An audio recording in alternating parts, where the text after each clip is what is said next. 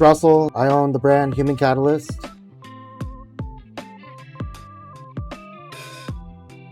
I originally started because I've always kind of been a fan of clothing. I did clothing as like a hobby, but then after I graduated college, I went and worked in automotive. I started doing marketing and design, but it was never something that I really took serious that I thought you can actually do as a living. And the automotive industry ended up kind of falling on its face, and I lost my job. At that point, I went to work for a rather large streetwear brand that was probably one of the biggest at the time, but I think that it wasn't the right fit for myself. I was at a point in my life where I was looking more for like a career, and that particular situation felt more like joining a fraternity or a club, and just a lot of the hype of the industry, but I wasn't really ready for that. I was at a different place in my life, so I went back and I did automotive again. Again, that failed. Then I went to go do like commercial clothing for a screen printer out in New York. And they were doing stuff for Aeropostale, Anchor Blue, Forever 21, things like that. But I was making clothes and it was interesting, but the passion of it was not there because I don't know if you remember the movie Twilight, but I was making shirts that said like, I love boys that sparkle, and like just vampires are my thing, and just stuff like that. And more of a werewolf type guy. Yeah, and it just wasn't my thing, and unfortunately, that industry ended up, the economy tanked, and I got into a point where I needed to find something. But as a graphic designer and someone that had all these like fun jobs on my resume, it was really hard to be taken seriously.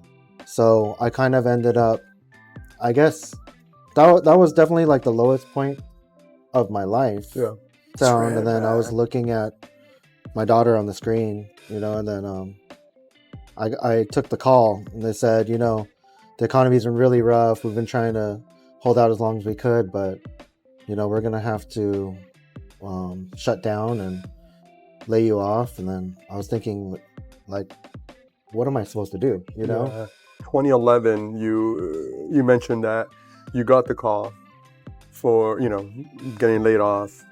You're seeing your daughter's gonna be born. You're at a crossroads.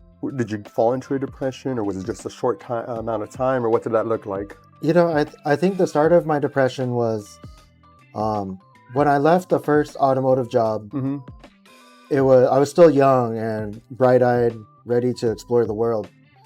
And then when I got the opportunity to work for that big clothing brand, I thought that was going to be like my thing. I thought it was finally my chance to shine and make it.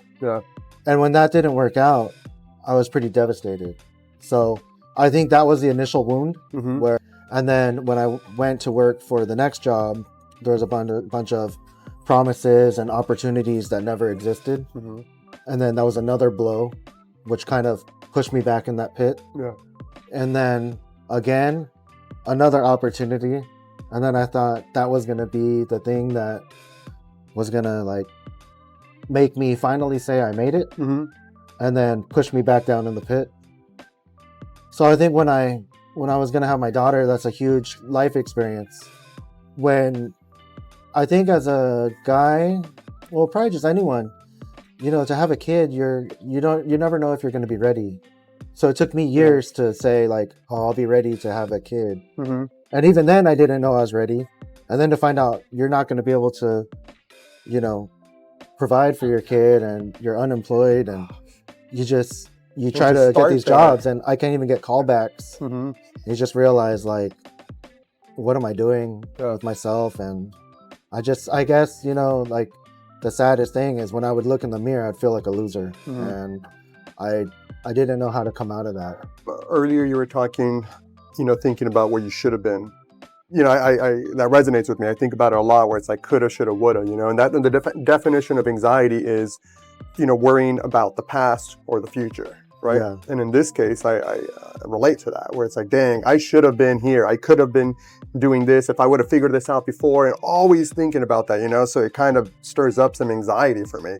Do you have experiences with anxiety? Does this sound like anxiety to you, or what are your thoughts? You know, I do. Yeah. I don't think I have the anxiety where like, well, I know, I guess I do. Yeah. But it just doesn't act in the same way as I've seen others with anxiety. Mm-hmm. But, you know, I'll wake up and panic. I think for a long time, I've been haunted by the past. Mhm. Just, why didn't I do this? Like, the path was left or right. I went right, and the answer was left. Mm-hmm. So next time I'm going to go left, and it was right. You know, and just constantly making the wrong decisions in life, and just kind of feeling like I'm the most unluckiest man alive. Yeah. Just constant failure, kind of beating myself up. And then I think this new anxiety is like the future is so forever changing. Mm-hmm. And like I said, as you get older, and now I'm at the point where like I don't relate to a lot of things. Like I'll see younger people, what they're into and what they listen to, and I'm like old head. Like I am a true old head and a boomer.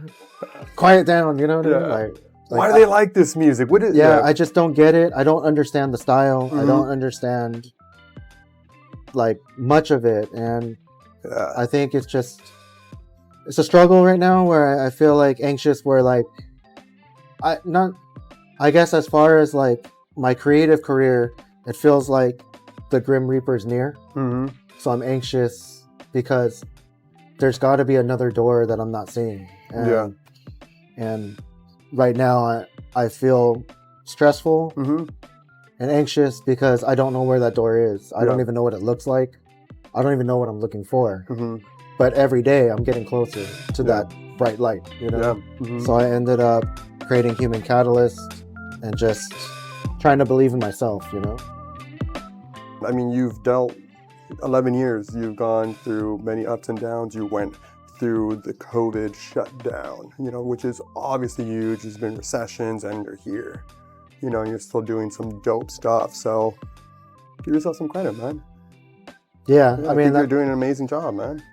That's the hardest thing to do too, because you know, I was talking to my wife and I was telling her about success, and she said, like, I think because in your mind you keep on thinking success is like financial, Mm-hmm. but maybe success is not. Maybe you should sit and think about that. Mm-hmm. Oh, she's like this wise person, you know? Yeah. But you know, telling me maybe I've been successful and achieved these things, Mm-hmm. but just not the things that I have in my head, and maybe my vision of what success is, maybe I'm mistaken. I guess that's her point. And well, the journey is the destination. yeah, and You know. you learn that along the way too. And, Yeah. and that's hard to understand until you become old and you're like, damn, if only I figured that out in my 20s. you Yeah. know? But yeah. Well, dude, I appreciate it. I appreciate your time and your vulnerability. No, likewise. Appreciate it, man.